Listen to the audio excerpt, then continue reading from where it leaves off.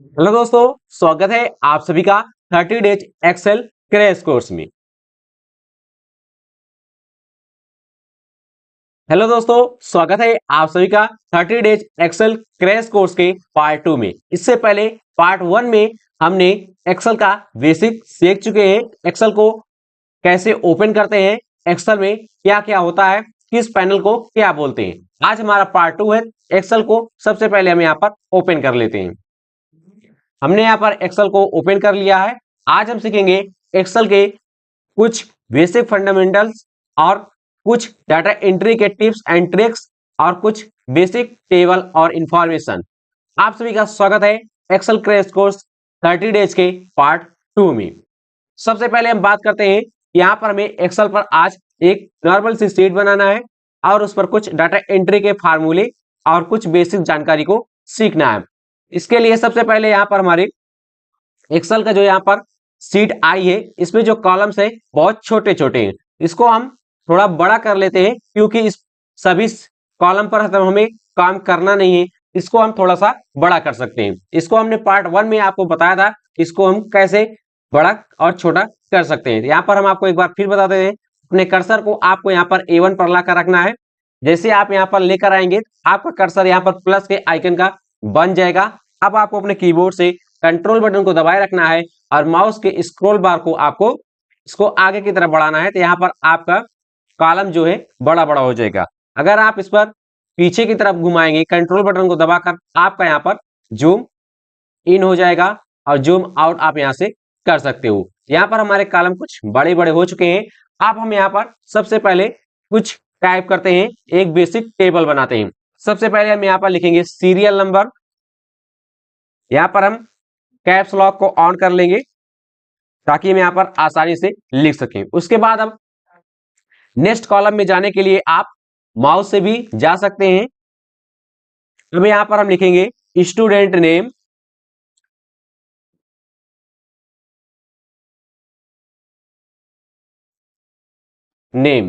उसके बाद next column में जाने के लिए आप यहाँ पर टैब की का इस्तेमाल भी कर सकते हैं। आप देख सकते हैं यहाँ पर हमारा सीरियल नंबर जो है पहले कॉलम में आ चुका है, जबकि हमने यहाँ पर स्टूडेंट नेम लिखा हुआ है या दूसरे कॉलम में भी जा चुका है। इसको हम कैसे एडजस्ट करते हैं, अभी हम आगे आपको इसे डिटेल में बताएंगे। अब इसके आगे हम यहाँ पर लिखते हैं सब्जेक्ट 1।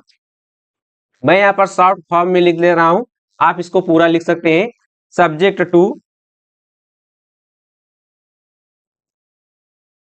फिर नेक्स्ट कॉलम में जाने के लिए आपको यहाँ पर टैब की प्रेस करना है, नहीं तो आप माउस से भी जा सकते हैं या फिर आपके सिस्टम में जो है यहाँ पर कीबोर्ड में 4 एरो की दी गई हैं, इससे भी आप अप डाउन लेफ्ट राइट कर सकते हो। इसके लिए अगर आप टैब से जाना चाहते हैं तो आपको टैब की को प्रेस करना है। अगर आप वापस आना चाहते हैं पहले वाले कॉलम पर तो आपको शिफ्ट और टैब की को यहाँ पर प्रेस करना है। अब हम यहाँ पर आएंगे, यहाँ पर हम लिखेंगे सब्जेक्ट 2, नेक्स्ट में सब्जेक्ट 3। उसके बाद हम यहाँ पर करेंगे टोटल। उसके बाद नेक्स्ट वाले कॉलम में हम यहाँ पर लिखेंगे मिनिमम। फिर नेक्स्ट वाले कॉलम में यहाँ पर लिखेंगे मैक्स। उसके बाद हम यहाँ पर एवरेज लिखेंगे। मैं इसको यहाँ पर शॉर्ट फॉर्म में लिख दे रहा हूं। अब आगे हम यहाँ पर बात करते हैं सीरियल नंबर की। तो हमें यहाँ पर सीरियल नंबर आप कई तरीकों से भी टाइप कर सकते हो। जैसे कि हमने यहाँ पर 1 लिखा, उसके नीचे वाले कॉलम में हम यहाँ पर लिखेंगे 2। अब इसको आप यहाँ पर आएंगे, इस प्रकार से दोनों को सिलेक्ट करेंगे और सिलेक्ट करने के बाद आप इसको यहाँ से ऐसे नीचे स्क्रॉल करेंगे। आपका यहाँ पर ऑटोमेटिक एक प्रकार से आपको यहाँ पर सीरियल नंबर पढ़ता चला जाएगा। आप इसको जहां तक ड्रैग करेंगे वहां तक आपका सीरियल नंबर यहाँ पर आ जाएगा। ये रहा सीरियल नंबर डालने का पहला तरीका। अब मैं इसको कर दूंगा अंडू। अब इसके बाद आप यहाँ पर चाहे तो 1 2 3 इंटर 4 5 इस तरह से भी लिख सकते हैं, लेकिन इस तरह से आपको बहुत ज्यादा टाइम यहाँ पर लग सकता है। ये काफी पुराना तरीका हो चुका है। फिर से इसको हम कर देंगे यहाँ पर डिलीट। अब इसके बाद सीरियल नंबर डालने की जो दूसरी ट्रिक है उसको आप यहाँ पर देख सकते हो। जैसे अपने कर्सर को आप यहाँ पर साइड कोने में रखोगे, अब यहाँ पर आपको कंट्रोल बटन को दबा देना है जब इस तरह का यहाँ पर सिंबल बन जाएगा। उसके बाद आप ऐसे दबाएंगे और जैसे यहाँ पर एक और प्लस का सिंबल आ जाएगा, आप इसको पकड़कर ऐसे ड्रैग कर लेंगे, आपका यहाँ पर सीरियल नंबर पूरी तरह से पड़ जाएगा। आप इसको जहां तक स्क्रॉल करोगे वहां तक का आपका सीरियल नंबर यहाँ पर आ जाएगा। अब उसके बाद बात करते हैं, यहाँ पर हमने स्टूडेंट नेम लिखा था जो कि पहले कॉलम से दूसरे कॉलम में भी जा चुका है। इसको आप वन कॉलम में कैसे कर सकते हो, अपने कॉलम की साइज को आप कैसे बढ़ा सकते हो। इसके लिए आपको करना क्या है, अपने कर्सर को यहाँ पर बी और सी के कॉलम के जो बीच वाली लाइन है आपको इस पर रखना है। जैसे यहाँ पर इस तरह का सिंबल बनेगा, आपको ऐसे माउस बटन को लेफ्ट वाली बटन को दबाए रखना है और इसको आप जितना बढ़ाना चाहते हैं वहां तक लाकर छोड़ देंगे तो आपका कॉलम यहाँ पर पूरी तरह से बड़ा हो जाएगा। ये रहा कॉलम को बड़ा करने का पहला तरीका। अगर आप इसे छोटा करना चाहते हैं तो फिर से आपको यहाँ पर लाना है और अपने कर्सर को यहाँ पर इस तरफ से लेफ्ट साइड में लेकर आना है, आपका कॉलम यहाँ पर छोटा हो जाएगा। अब इसको हम यहाँ पर कर देंगे कंट्रोल प्लस जेड से अंडू। जब हमने यहाँ पर अंडू कर दिया, हमारा कॉलम फिर से उसी तरह से हो चुका है। अगर आप इसे दूसरे तरीके से बड़ा करना चाहते हैं तो क्या करना है, आपको अपने कर्सर को यहाँ पर लाना है और माउस से 2 बार क्लिक कर देना है। ऑटोमेटिक यहाँ पर आपका कॉलम जो है पूरी तरह से यहाँ पर सेट हो जाएगा। अब इसके बाद हम यहाँ पर स्टूडेंट का नाम लिख लेते हैं। हम यहाँ पर ज्यादा नहीं लिखेंगे, केवल 4 लोगों को नाम लिखेंगे। इसको हमें कर देंगे यहाँ से डिलीट। आपको हम समझाने के लिए टेबल बनाए, बाकी आप अपने इच्छा अनुसार आवश्यकता अनुसार आप इसको बना सकते हो। अब हम जैसे यहाँ पर ए लिख लेते हैं, उसके बाद बी, सी और डी। यहाँ पर हमारे पास 4 स्टूडेंट का नाम है ए बी सी डी। अब इसके बाद यहाँ पर एक कॉलम एक्स्ट्रा आ चुका है, इसको हम कर देंगे यहाँ से डिलीट। अब यहाँ पर हम सब्जेक्ट वन टाइप करेंगे। यहाँ पर हमें मार्क्स देना है, आप जो चाहें वो मार्क्स यहाँ पर आप दे सकते हो जिसको भी। सब्जेक्ट 2 टोटल मार्क्स हमारा यहाँ पर 100 का है, 100 में जो जितना पाएगा उसका भी यहाँ पर हम डाटा निकालेंगे।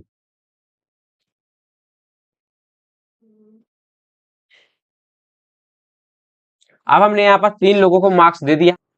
अब इसके बाद हम यहाँ पर इसको टोटल करेंगे। टोटल करने के यहाँ पर 2 तरीके हैं। यहाँ पर हम इक्वल टाइप करेंगे, इक्वल के बाद आपको यहाँ पर सम टाइप करना है।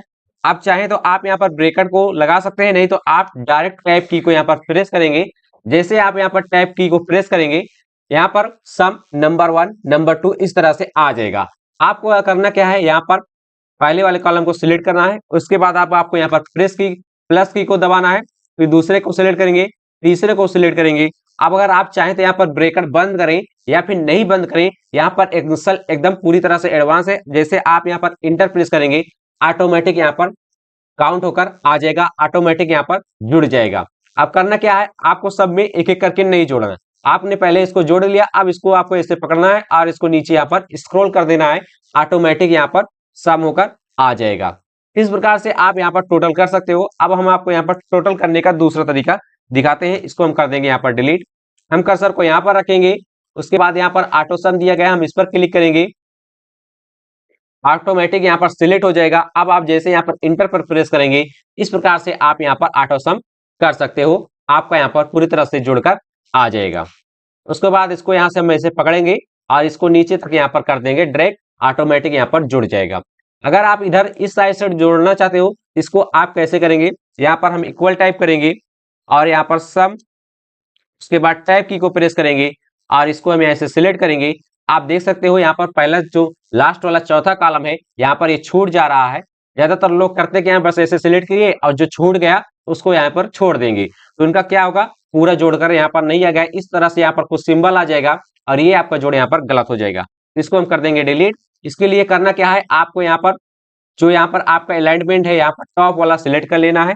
अब उसके बाद आपको यहाँ पर इक्वल टाइप करना है, उसके बाद यहाँ पर सम लिखेंगे, सम लिखने के बाद आपको टैब की को प्रेस करना है, उसके बाद इसको सिलेक्ट करेंगे। अब आपका यहाँ पर चारों कॉलम पूरी तरह से सिलेक्ट होगा और जैसे आप यहाँ पर चाहे तो आप ब्रैकेट को बंद कर सकते हैं, नहीं तो आप डायरेक्ट इंटर प्रेस करेंगे और आपका चारों कॉलम यहाँ पर जुड़कर आ जाएगा। इस प्रकार से आप एक्सेल में यहाँ पर सम कर सकते हो। इसको हम यहाँ से कर देंगे डिलीट। अब उसके बाद आगे हम बात करते हैं कि यहाँ पर हमें जैसे मिनिमम निकालना है तो इसको हम कैसे निकाल सकते हैं।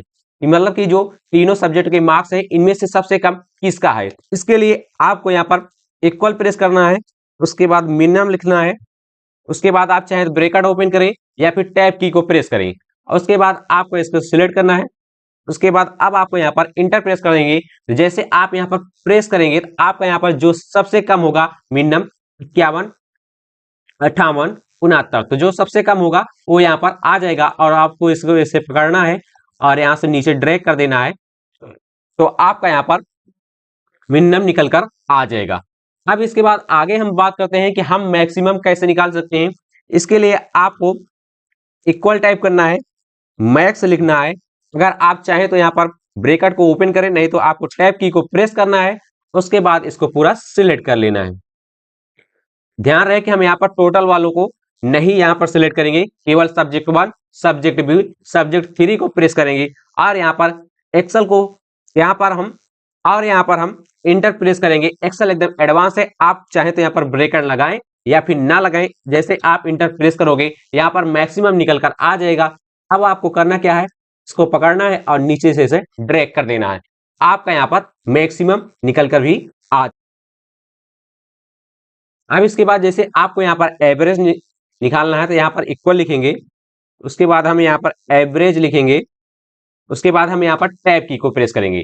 जैसे आप यहाँ पर टैब की को प्रेस करेंगे, अब आपको करना क्या है कि यहाँ पर आपको इसको पूरा सिलेक्ट कर लेना है।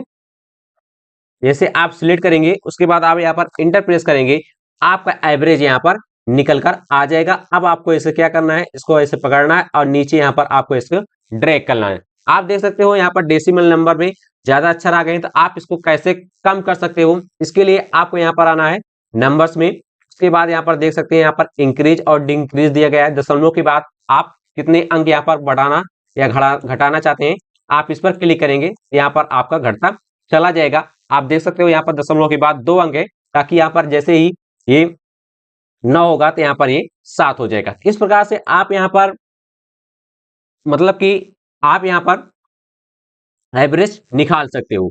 अब जैसे मान लीजिए अगर हमने यहाँ पर एक सब्जेक्ट को भूल गए, यहाँ पर हमें सब्जेक्ट 4 भी टाइप करना है, इसके लिए हम क्या करेंगे, अब हमें यहाँ पर एक कॉलम बढ़ाना है, तो इसके लिए हमें इन पूरे को डिलीट करके फिर से लिखने की कोई जरूरत नहीं। इसको करना क्या है, जैसे मान लीजिए अगर आपको यहाँ पर सब्जेक्ट 3 और टोटल के बीच में एक सब्जेक्ट को और ऐड करना है, इसको करना क्या है, जैसे कि ई और एफ के बीच में आपको एक कॉलम बढ़ाना है, आपको हमेशा ई वाले कॉलम को सिलेक्ट कर लेना है।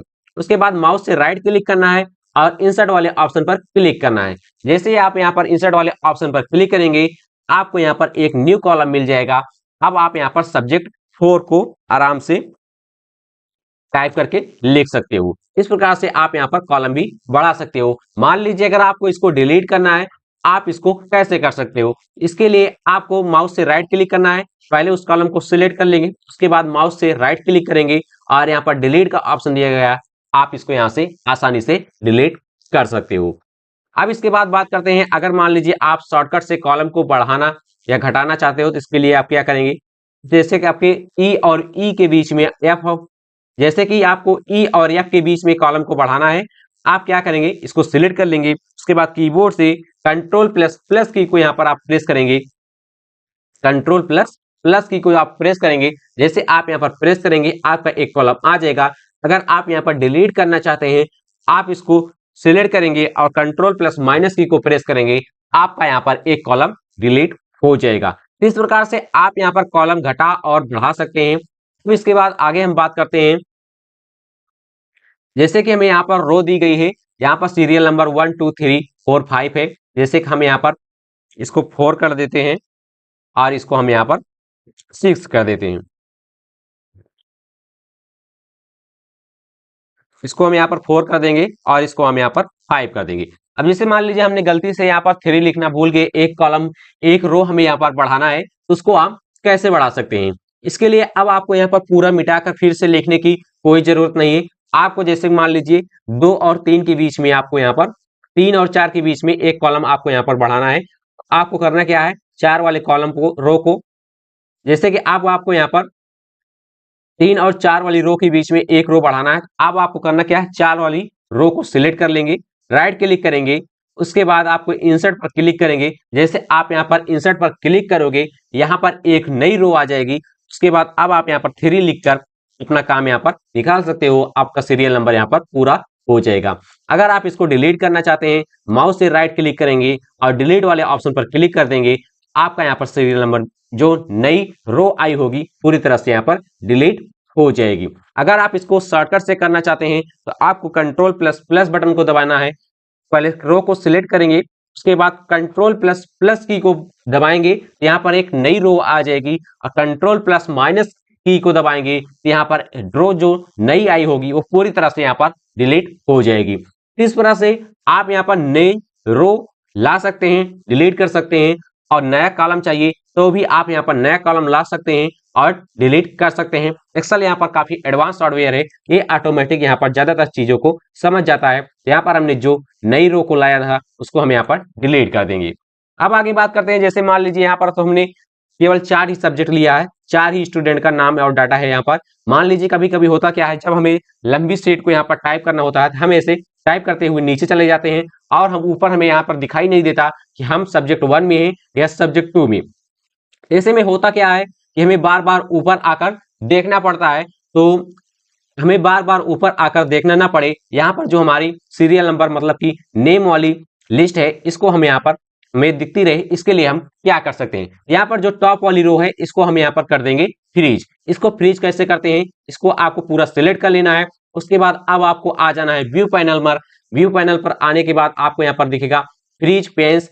अब यहाँ पर लिखा है टॉप फ्रीज टॉप रो, इसको आप क्लिक कर देंगे। जैसे आप क्लिक करेंगे आप देख सकते हो यहाँ पर एक डार्क कलर की यहाँ पर एक लाइनिंग आ चुकी है। अब हम यहाँ पर स्क्रॉल कर रहे हैं, आप देख सकते हो यहाँ पर हमारा नाम, student name, subject, total, minimum, maximum एक जगह अस्थाई है और नीचे से यहाँ पर हमारा काम हो रहा। हम चाहे जितना नीचे जाएं हमें ऊपर की सारी चीजें दिख रही हैं और हम आराम से यहाँ पर डाटा एंट्री कर सकते हैं।